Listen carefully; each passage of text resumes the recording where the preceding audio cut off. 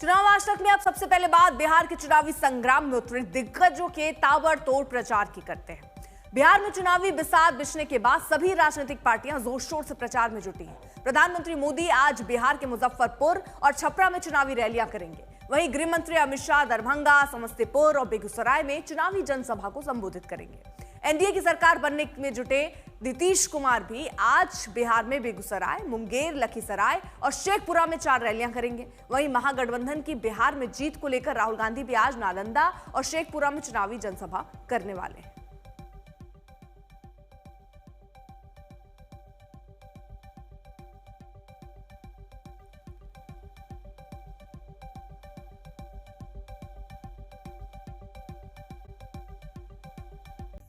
बिहार की सिवान सीट पर असदुद्दीन ओवैसी की एंट्री के बाद सियासी जंग और तेज हो गई है। सिवान सीट पर आरजेडी का कोर वोट बैंक माने जाने वाले मुस्लिम वोटरों में सेंध करने के लिए ओवैसी के अलावा जनसुराज ने भी मुस्लिम प्रत्याशी उतारे। देखिए सिवान सीट पर क्या है माहौल।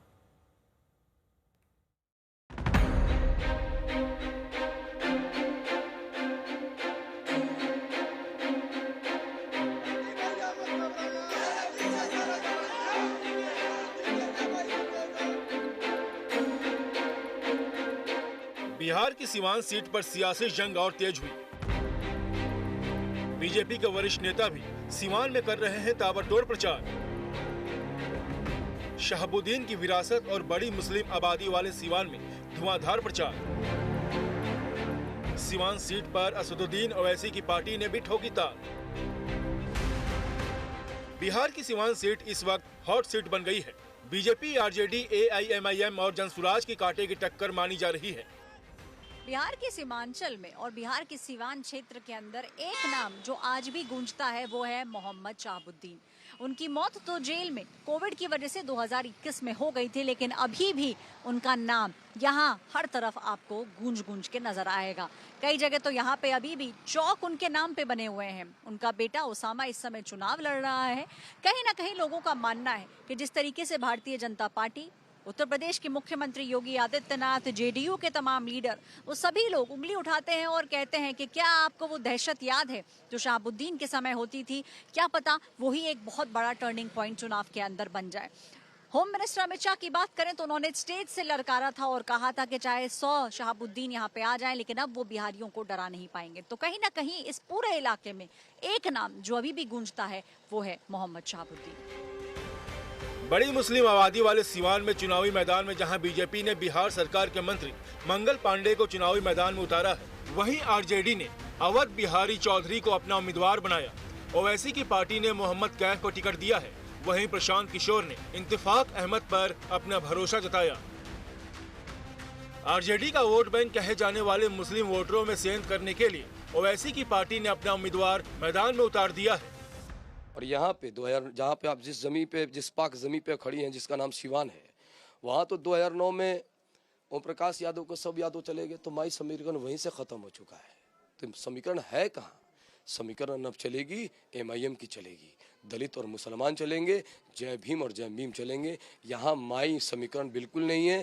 तेजस्वी यादव अब माई करेंगे, क्योंकि ये प्रलोभन हम नहीं चलने वाला है। बिल्कुल ही ये प्रलोभन सिर्फ मुसलमानों के लिए है कि माई समीकरण, हम अब कैडर वोट हो चुके हैं। महागठबंधन के सीएम और डिप्टी सीएम पद पर उम्मीदवार के ऐलान के बाद सिवान का चुनावी रण और भी घमासान हो गया है। चाहे ओवैसी हो या उनकी सहयोगी पार्टी कांग्रेस, सभी पूछ रहे हैं कि डिप्टी सीएम पर मुसलमान को क्यों नहीं चुना गया। और 14% है, 14% है तेजस्वी, और आप देते हैं टिकट उनको कितना? 14 है तो 36% टिकट दिया। जो 17% है उनको क्या दिया? उनको लॉलीपॉप दिया और बोला कि बेटा चूसते रहना।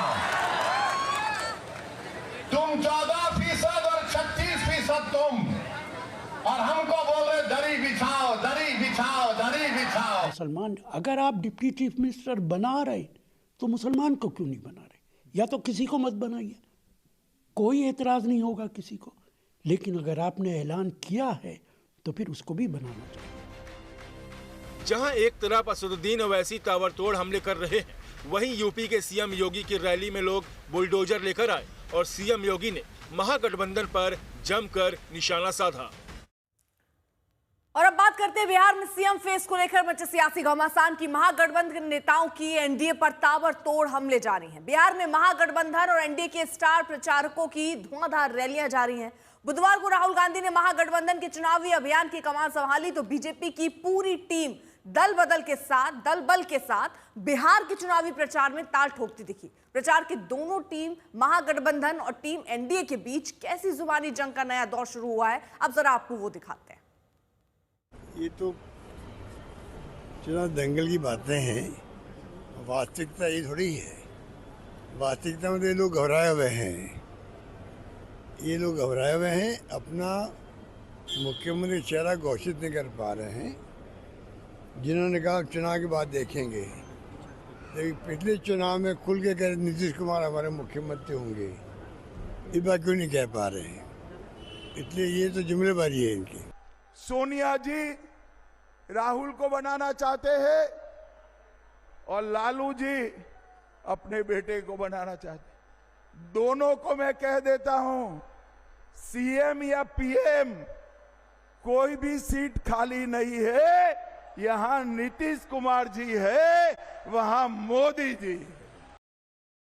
देखते रहिए आज तक।